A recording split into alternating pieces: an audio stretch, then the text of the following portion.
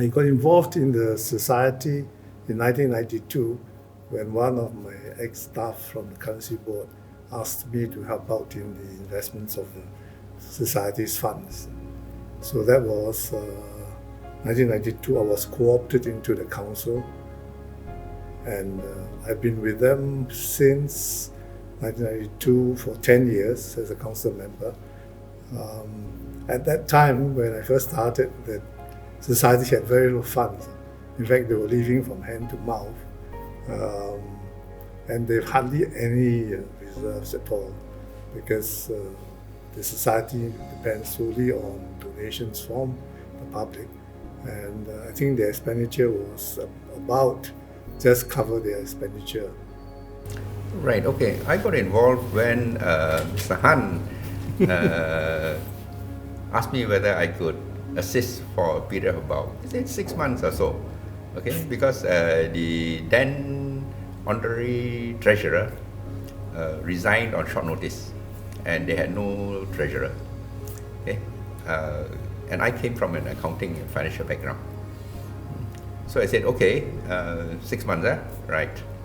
The 6 months actually stretched into 10 years. I wasn't responsible for that. Now, why did it stretch to 10 years? Because soon after that, Winston Chu, retired Winston Chu, General, became the chairman, and I had been acquainted with General Chu for many years while we were still serving our normal working careers. You know, he was a chief of defense staff. I was the head of a department within the Ministry of Finance. So when he came on board, he told me, "Hey Chris, you must stay on as my treasurer," you know, and it was difficult for me to turn him down. Okay, so I served on for almost the entire period when he was chairman. In respect of the investments or the funds of the society, when we first started, funds were extremely low. I think it was probably in the order of $1 million or thereabouts. And I think the jump that we had in the reserves of the society came about in 1995. 96. When one of the when the estate of Ezra Isaac Meyer, I think, bequeathed to us something like $5.2 million, and that's where the society started to grow its funds and its reserves. Because every year we also have a small surplus arising from our own budget, and that built up to something like close to $14 million as of the present time. The funds were also managed very conservatively, particularly in the areas of government securities, because we didn't want to be surprised by losses in our investments. The funds of the society, which is a general fund, are managed separately from the disaster funds, because the disaster funds actually belong to the various individual funds which have been set up for the particular relief activity. So in that sense, we were more concerned with the long-term investments of our general fund. Yeah, okay. If I may explain a little about our international relief funds. What happens, or rather the protocol about this is like this. We need to get approval from the Commission of Charities for a specific disaster or event. So the money is raised, and there's also a period within which we are permitted to raise funds. So the money is raised, and our subsequent disbursement has to be audited, and the audit statement given to the Commission of Charities. From the time when I got involved with the society, of course, you are unable to predict when an event of disaster happens. Okay, you don't want it to happen, but if it does, then the Singapore public is pretty generous. The biggest event where we raised a lot of money, or where the donations literally rolled in, was the tsunami that affected the Aceh and Indian Ocean area, where we got close to $90 million. Most of that money has already been dispersed, and in fact that fund has been closed, just closed not long ago.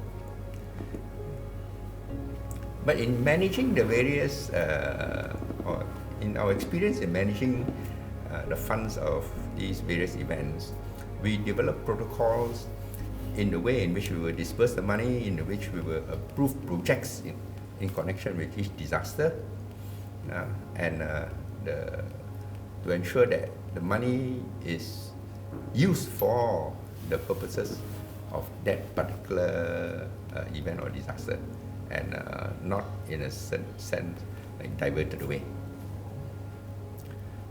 But having said that, you usually cannot utilize every single asset of each fund.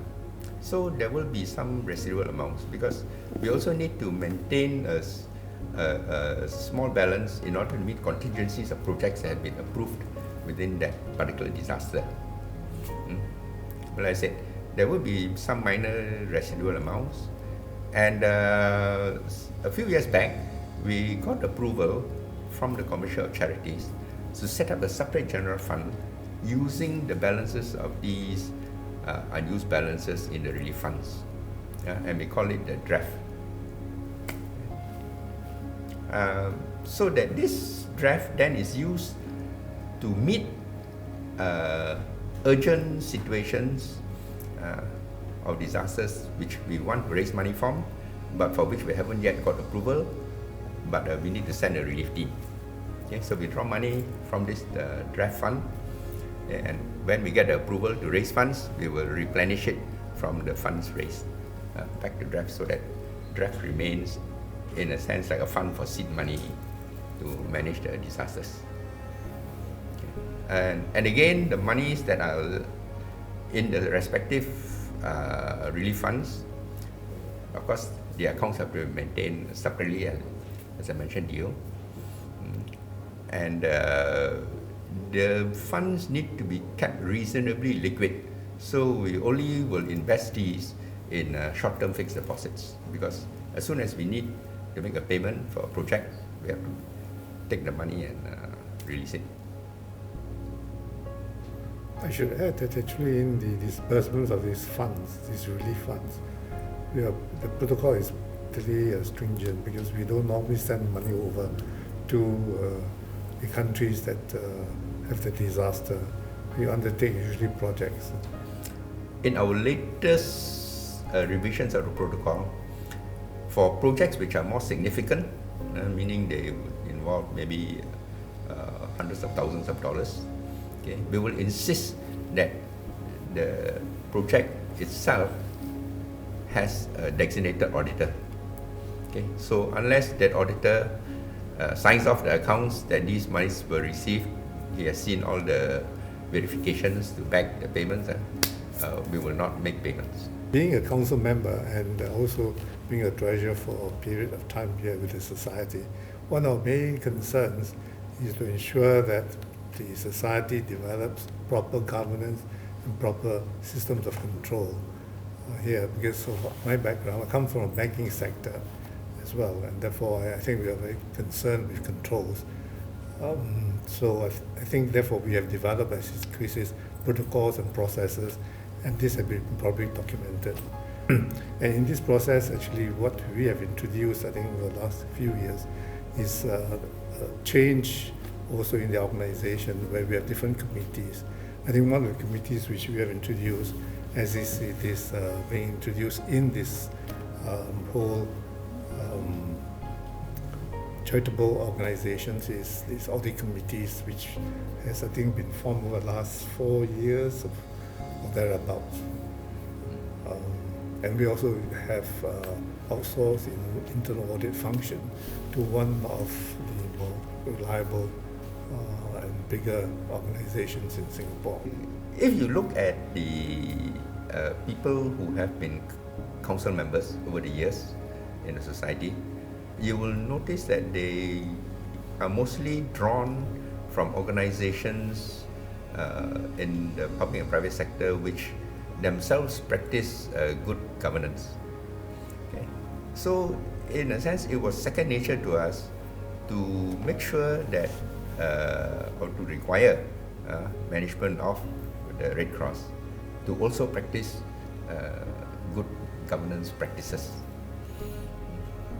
And when the Commissioner of Charities post was appointed and the governance code for charities was promulgated, okay, it was also again second nature. It said, look, as a Red Cross management, we need to make sure we are not in violation of the code.